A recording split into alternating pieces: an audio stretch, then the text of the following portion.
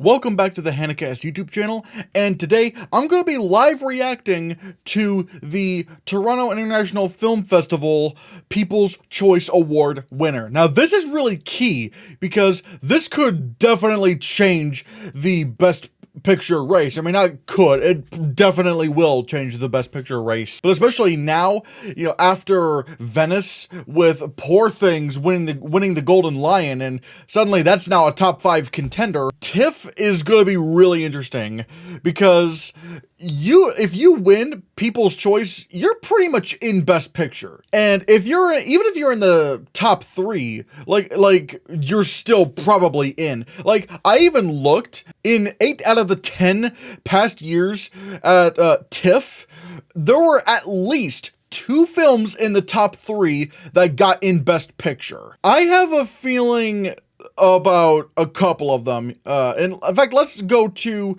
what I've been saying. My official predictions for the People's Choice winner at TIFF are: number 1, it'll probably go to The Holdovers, but number 2, and one that I think people are really skimping out on, One Life, the movie starring Anthony Hopkins, where he plays this real guy who saved a bunch of Jewish children from being executed in Nazi Germany. And number 3 is American Fiction, but however, American Fiction could be swapped out in favor of Rustin. A lot of people are saying The Boy and the Heron could crack the top 3, but I don't know. There's never been an animated film that got into the top 3 at TIFF. And the thing is, again, if I'm going with the assumption that 2 out of the 3 of these films will get into Best Picture of the Oscars, I don't know why I would predict The Boy and the Heron, because Spider-Man Across the Spider-Verse is clearly winning animated feature. Like, it's really not even a contest. So if The Boy and the Heron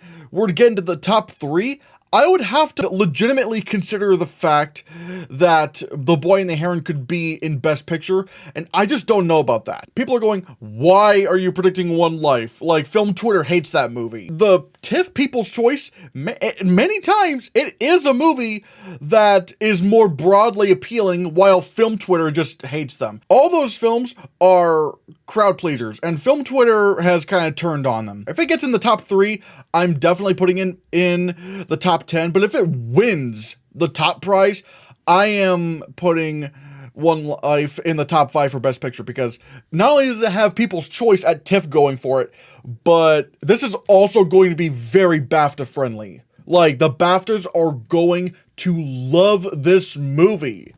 All right, let's see what it is. Come on. Let's see. Oh my God! American Fiction won the People's Choice Award. Holy shit!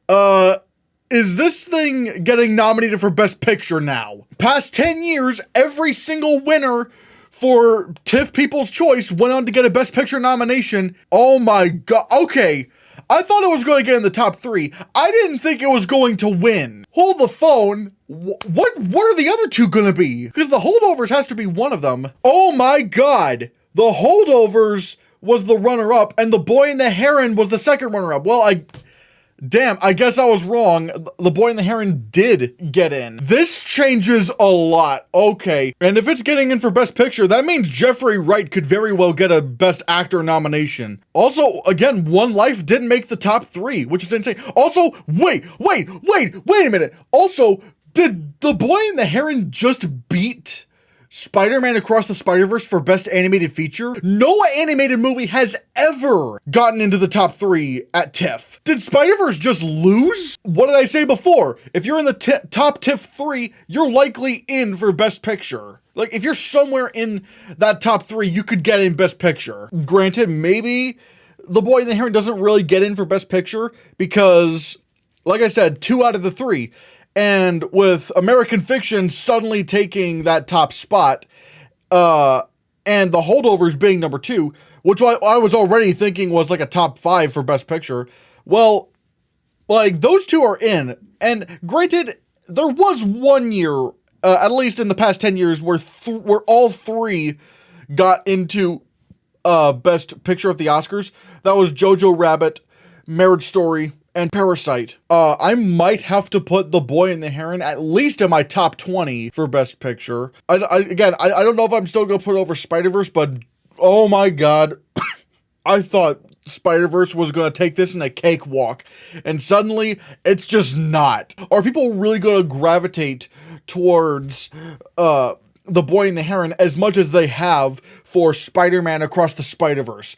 And in fact, now I'm wondering, did Spider-Man Across the Spider-Verse just come out too early? Because with the first Spider-Man Into the Spider-Verse, the reason why it probably didn't get in a lot of other categories like sound editing, sound mixing, original score, and some others was because it premiered like way too late in the game. Like, it came out way too late, and really all it could really get nominated for and win was animated feature. But now with Across the Spider-Verse, it's come out so early to where, yeah, when it came out, people were buzzing about it like, oh man, this could get in for best sound, best score, maybe even visual effects. I still think visual effects is definitely possible, and now, especially now given that Dune is gone.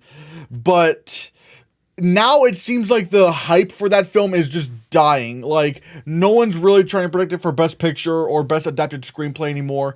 It's just kind of slowing down. And I'm wondering if this kind of boost from The Boy and the Heron makes it an alternative to Spider-Man Across the Spider-Verse. Because now, Spider-Man Across the Spider-Verse, I'm worried could end up being The Power of the Dog for animated feature, or The Roma for animated feature, where it's like there's like this big front runner, everyone's talking about it, and it gets a shit ton of nominations, or in this case, people are predicting it for a shit ton of nominations, and then all of a sudden, the hype just dies, and then another film rises that high.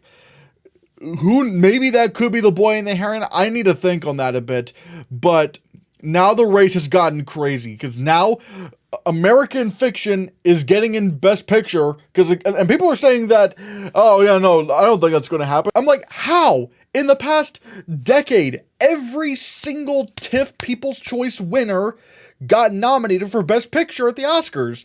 So like, no, American Fiction is so clearly in. But I want to hear your thoughts. What do you think of American Fiction winning the TIFF People's Choice Award? And what do you think this says about the Oscars? Do you think One Life's chances at the Oscars are just hindered? What do you think of The Boy and the Heron's chances at the Oscars? Do you think it could actually beat Spider-Verse for animated feature? Or even crazier yet, do you think it could actually get into Best Picture? Let me know in the comments below what you think, and consider hitting that subscribe button, because if you don't, maybe America will become fiction here in a bit.